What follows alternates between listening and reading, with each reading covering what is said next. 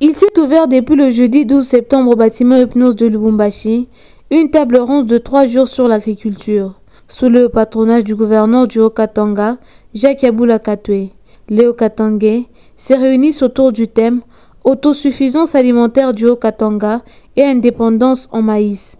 Les politiques, les scientifiques, les fermiers, les cultivateurs et les chercheurs réfléchissent pendant ces assises sur comment produire suffisamment du maïs et répondre aux besoins de la population sans recourir à l'importation.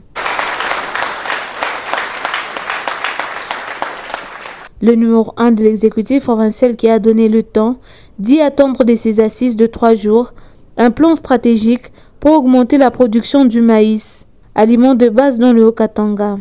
Mon souhait le plus cher est qu'à l'issue de ces 3 jours de réflexion, nous puissions dégager ensemble des pistes couplées aux actions concrètes afin d'atteindre l'autosuffisance alimentaire, particulièrement en produits de base.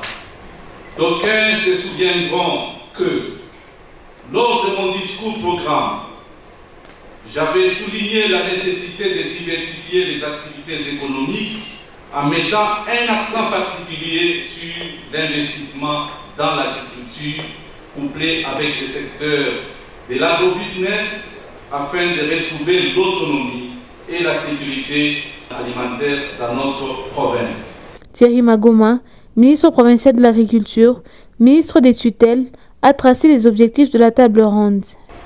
L'objectif d'autosuffisance alimentaire, raison d'être de cette table ronde, peut parfaitement être atteignable avec l'impulsion et la planification d'une politique résolument volontariste.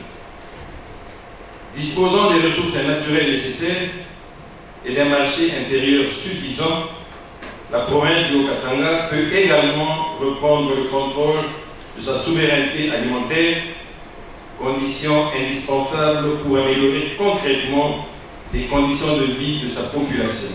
On a parcouru certains textes réglementaires ou certaines lois, par exemple la loi portant sur principes relatifs au ministère de l'Agriculture. Il est prévu dans un des articles que le gouverneur peut même créer un conseil provincial de l'agriculture et cette structure va permettre à ce qu'il y ait un suivi. Et dans le cas d'espèce aujourd'hui, c'est la crise de maïs qui nous réunit aujourd'hui.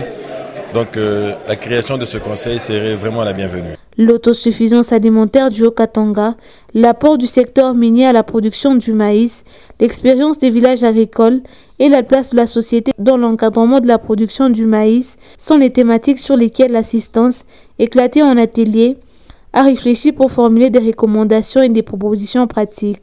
Moi, en tant que député, je me rends compte qu'il y a quand même des édits qui ont existé dans la mandature passée, mais qui n'est pas d'application. Au gouvernement provincial, qui est le dépositaire de ces travaux, de s'emparer des résolutions et des conclusions pour prendre des décisions en termes de création des structures pour la prise en charge de l'autosuffisance alimentaire. On a constaté que le domaine agricole n'est pas très bien protégé parce que deux fois, ceux qui ont de vastes étendues gèrent plus l'herbe que le domaine agricole. Et qu'il faut que des mesures soient prises, que toutes ces terres destinées à l'agriculture reviennent à la production agricole. Ce forum se tient pour réfléchir sur des solutions durables face à la carence périodique et répétitive de la farine de maïs et même à la dépendance à la production zambienne.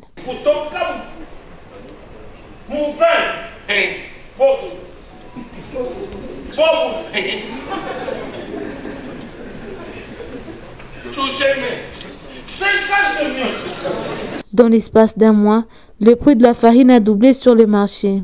Un sac de farine qui se vendait à un peu plus de 20 000 francs se négocie aujourd'hui autour de 50 000 francs. La production locale est de 200 000 tonnes alors que les besoins s'élèvent à 800 000 tonnes par an. Elle ne couvre donc que le 1/4 de la consommation.